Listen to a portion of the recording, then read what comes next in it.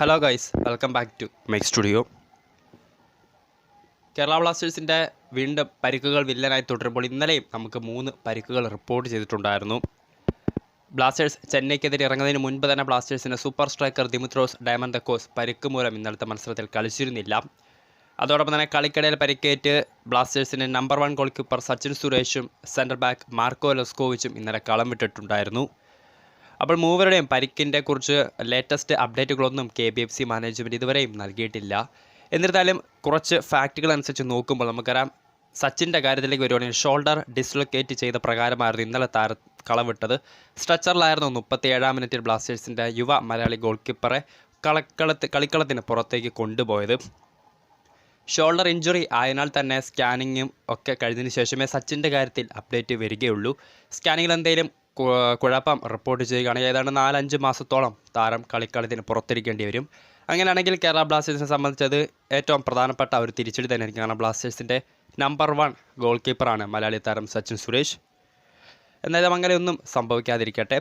ഇനി ലെസ്കോവിച്ചിലേക്ക് വരുവാണെങ്കിൽ നമുക്കറിയാം, ഇന്നലെ ഹാംസ്ട്രിങ് ഇഞ്ചുറി മൂലമായിരുന്നു ലെസ്കോ 67-ാം മിനിറ്റിൽ കളിക്കളത്തിന് പുറത്തേക്ക് പോയത്. കേരള ബ്ലാസ്റ്റേഴ്സ് ഗോൾ കൺസീഡ് ചെയ്ത് ഏതാനും മിനിറ്റുകൾക്ക് ശേഷമായിരുന്നു ലെസ്കോ ഇന്നലെ കളിക്കളത്തിന് പുറത്തേക്ക് പോയത്. ഹാംസ്ട്രിങ് ഇഞ്ചുറി ആയതിനാൽ തന്നെ താരത്തിൻ്റെ കാര്യത്തിലും റിപ്പോർട്ടൊന്നും ലേറ്റസ്റ്റ് അപ്ഡേറ്റ് ഒന്നും പുറത്തുവിട്ടിട്ടില്ല. എന്നാൽ ഇന്നലെ ഇവാൻ വിക്കോമനോവിച്ചിൻ്റെ മത്സരശേഷമുള്ള പ്രസ് മീറ്റിങ്ങിൽ പറഞ്ഞിട്ടുണ്ടായിരുന്നു, ലെസ്കോയ്ക്ക് കാര്യമായ കുഴപ്പമൊന്നുമില്ല. നേരത്തെ തന്നെ താരത്തിന് ഡിഫൻസ് ക്ലിയറൻസ് ചെയ്യുന്നതിലൂടെ താരത്തിന് കാലിനൊരു കിക്ക് ഏറ്റിട്ടുണ്ടായിരുന്നു. അത് കൂടുതൽ വഷളാകാതിരിക്കാനാണ് താരത്തെ കളിക്കളത്തിൽ നിന്നും പിൻവലിച്ചത്. സോ അതിനാൽ തന്നെ ലെസ്കോയുടെ കാര്യത്തിൽ ആശങ്കകളൊന്നും ആരാധകർക്ക് വേണ്ട എന്ന് ഇന്നലെ പരിശീലകൻ ഇവാൻ വിക്കോമനോവിച്ച് മത്സരശേഷം വ്യക്തമാക്കിയിട്ടുണ്ടായിരുന്നു. ഇനി ദിമിത്രോസ് ഡയമന്തക്കോസിലേക്ക് വരികയാണെങ്കിൽ നമുക്കറിയാം, ഇന്നലെ ബ്ലാസ്റ്റേഴ്സിന് ട്രെയിനിങ് സെഷനിടെയായിരുന്നു ബ്ലാസ്റ്റേഴ്സിൻ്റെ സൂപ്പർ സ്ട്രൈക്കർക്ക് പരിക്കേറ്റത്.